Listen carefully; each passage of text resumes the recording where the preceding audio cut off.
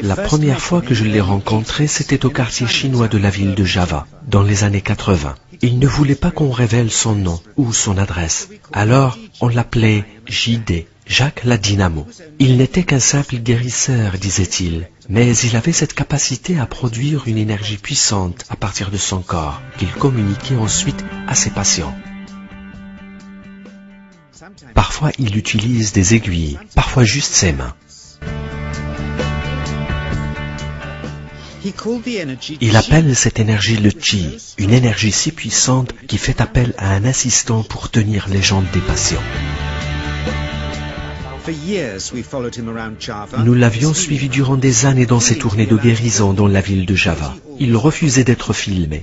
Il disait que son pouvoir était le résultat d'un type de méditation rattaché à une ancienne tradition secrète. Et ce n'était que lorsque mon frère Lorne était allé le voir pour une grave infection à un œil qu'il avait finalement accepté d'être filmé en 1987.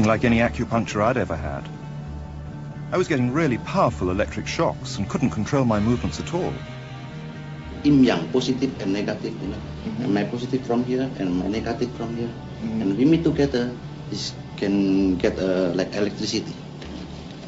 And is this because you're special? You have a special sort of It's body? meditation every day. It's meditation that does it. Meditation every day. Like you can touch me, like this. It's nothing, okay? It's my burn. Just like this.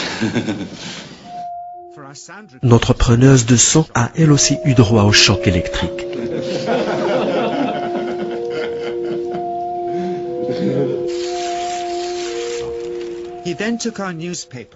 Il a ensuite pris un journal et nous a amenés dehors pour nous montrer qu'on pouvait également brûler un objet avec l'énergie Chi.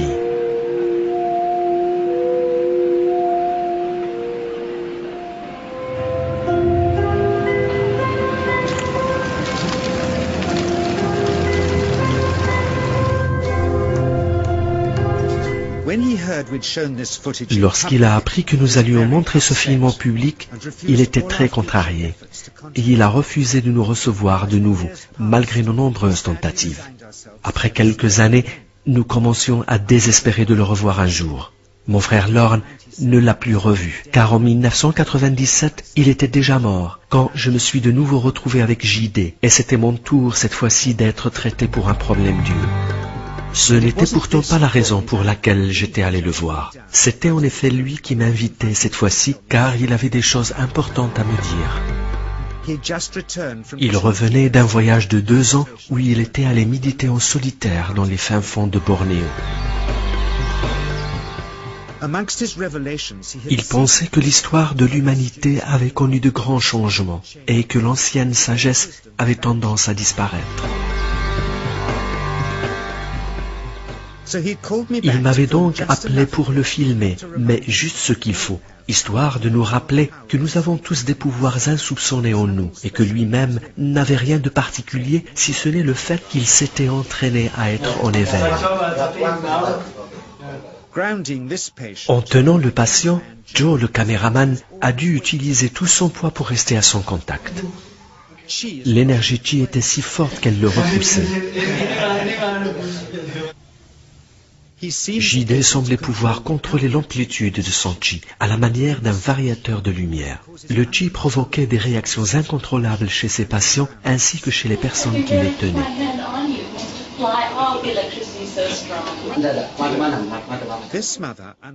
Cette maman recevait des décharges électriques chaque fois qu'elle touchait son enfant. Et comme il ne cessait de bouger, elle était obligée de le tenir et de faire contre mauvaise fortune bon cœur. Parfois, on voyait clairement le Chi circuler dans le corps du transmetteur également. Cette énergie Chi n'est que la surface de ce que la méditation permet de faire.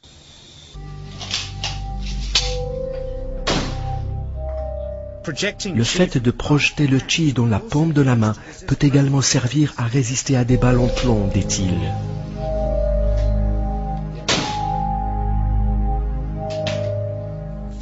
D'abord, on commence par apprendre à distinguer le Qi-Yin du Qi-Yang dans le corps, explique-t-il. Ensuite, on apprend comment attirer le Qi dans le chakra du nombril et enfin comment le projeter. Et c'est ce mélange proportionné du Yin et du Yang qui explique les différents effets, comme pousser ou tirer un objet ou y mettre le feu. Il a ensuite parlé de choses bizarres, en disant que le Qi-Yin était la clé d'accès au monde des esprits.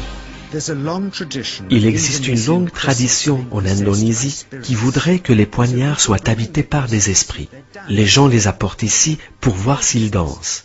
Dans ce cas précis, explique-t-il, ils ne travaillent pas avec un mélange d'énergie yin et yang, mais se contentent de créer un champ d'énergie yin dans lequel l'esprit se manifeste s'il est présent.